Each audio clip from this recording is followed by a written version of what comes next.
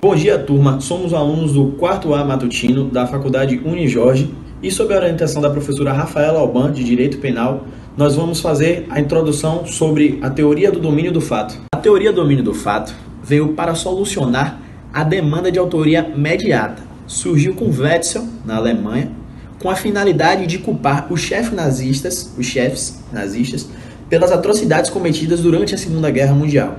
Posteriormente, Klaus Roxin propõe uma outra perspectiva no que tange à autoria. Hans Wetzel nasceu no dia 25 de março de 1904 e faleceu no dia 5 de maio de 1977.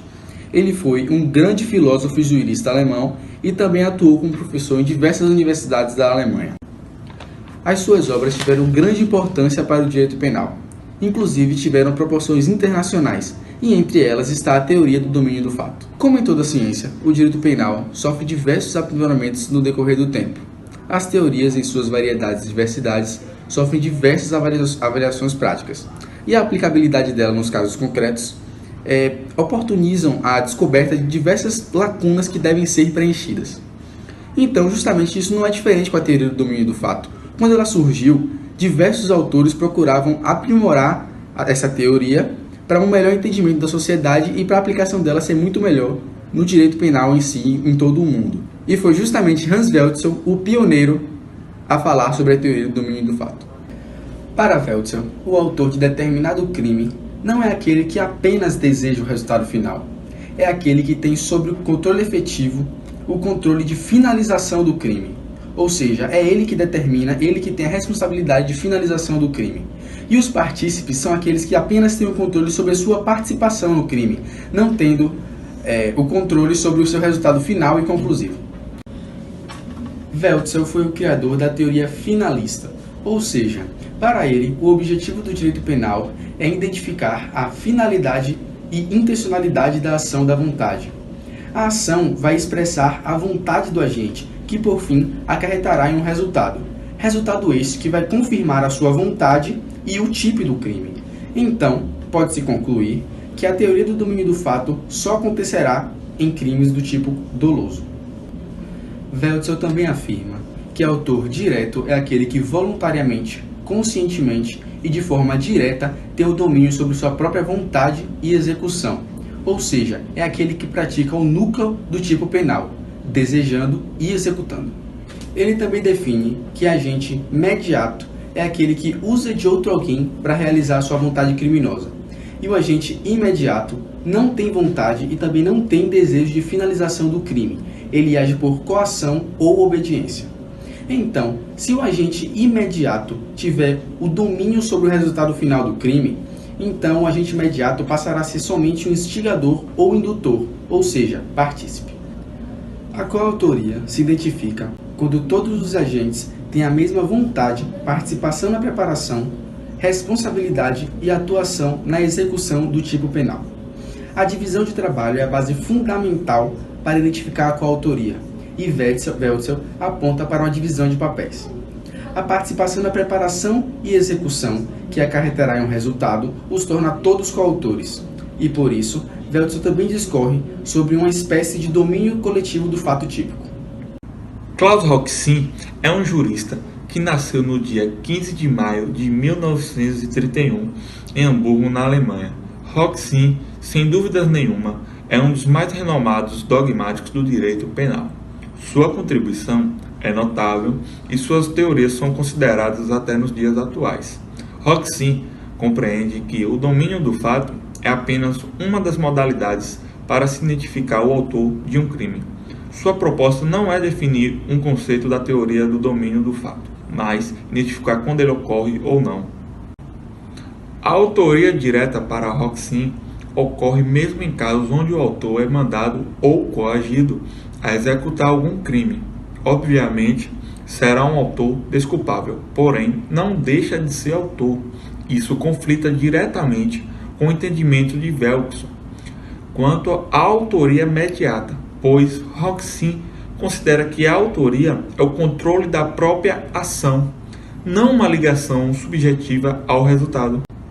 Segundo Roxin, Coautoria ocorre quando mais de um agente possui a mesma vontade, responsabilidade efetiva e relevante sobre o resultado e participação na execução do tipo penal. Caso o agente prepare, mas passe a execução a outrem, ele perde o domínio do resultado e deixa de ser autor. Mas vários autores, agindo de forma relevante e efetiva para o resultado desejado, são autores.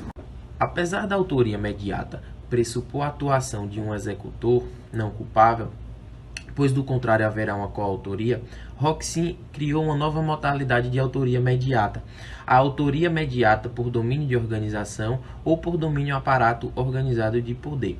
Ela trata-se de uma espécie diversa de autoria, porque aqui o autor mediato e imediato eles são igualmente culpáveis e puníveis. Além disso, não seria o caso de coautoria, porque o executor é uma figura anônima e substituível, e porque também, em geral, há um acordo prévio entre mandantes e mandatários que com frequência sequer não se conhecem. Para Roxin, esse grupo é o que mais lhe interessa, pois nele não falta nem a liberdade, nem a responsabilidade do executor direto, que vai responder como autor culpável e de mão própria.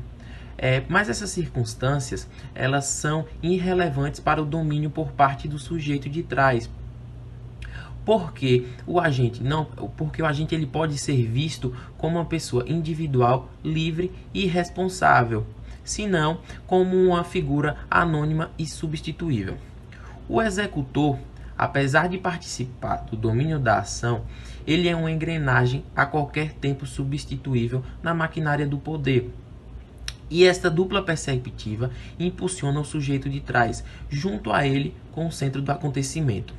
Cabe afirmar também, em geral, que quem é empregado a essa maquinária organizativa em qualquer lugar, de maneira a tal que possa impor ordens aos subordinados, ele é um autor imediato em virtude do domínio da vontade que ele corresponde se fizer uso de competências para que se cometam os crimes puníveis. O ordenamento jurídico brasileiro adota a teoria finalista de Velkson. Porém, a teoria aplicada é a funcionalista de Roxin. Ela foi invocada pelo STF, no caso de grande repercussão, a Ação Penal 470, mais conhecida como Mensalão. Na época em que foi aplicada na Ação Penal 470, aparentava se tratar de uma nova teoria. A teoria tem trazido grandes discussões no meio doutrinário quanto à sua aplicabilidade, se misturando com outras teorias muito parecidas. A teoria do domínio do fato foi utilizada pelo ministro do STF, Joaquim Barbosa, que hoje não faz parte do STF. Foi utilizada como fundamento para condenar o ex-ministro da Casa Civil, José Disseu. Ela foi utilizada com alguns critérios na Ação Penal 470, de maneira equivocada, condenando José Disseu embasados na teoria supramencionada pelo cargo de chefia que ocupava dentro da organização. A teoria não dispõe de necessidade de provas. Teria que ter sido provada sua autoria, embasadas em provas concretas e não apenas em depoimentos. Para a condenação ser justa, teria que ter sido comprovada sua autoria, ou seja, a sua vontade de praticar o crime, o cometimento do crime e não somente o dever saber da ação criminosa. José Disseu efetivamente teria que ter mandado as ações, algo que não conseguiram comprovar apenas com depoimentos. Portanto, a sua condenação foi injusta. Klaus Roxin reclamou da interpretação de que a teoria teria sido desenvolvida para tornar mais severas as penas das pessoas que comandam as estruturas políticas. Roxin diz que a real proposta é punir os responsáveis pelas ordens e as pessoas que as executam em uma estrutura hierarquizada que atue fora da lei. Em seu discurso no Congresso Internacional de Direito Penal, que aconteceu na Faculdade de Direito da Universidade Presbiteriana Mackenzie, o jurista alemão reclamou, inclusive, de a teoria do domínio do fato ser usada em crimes empresariais. Segundo ele, não se pode transferir a tese para estruturas de poder que atuam dentro da lei. Um exemplo citado por ele foi a tentativa de punir um presidente de empresa pelo crime cometido por um funcionário, sob o argumento de que o presidente é responsável por dar o comando. Roxin afirma que o presidente da companhia não está em uma situação de ilicitude. Quando ele passa uma tarefa, não pode ser responsabilizado pela atuação do funcionário, a não ser que ele tenha conhecimento que a ordem será cumprida de forma ilícita.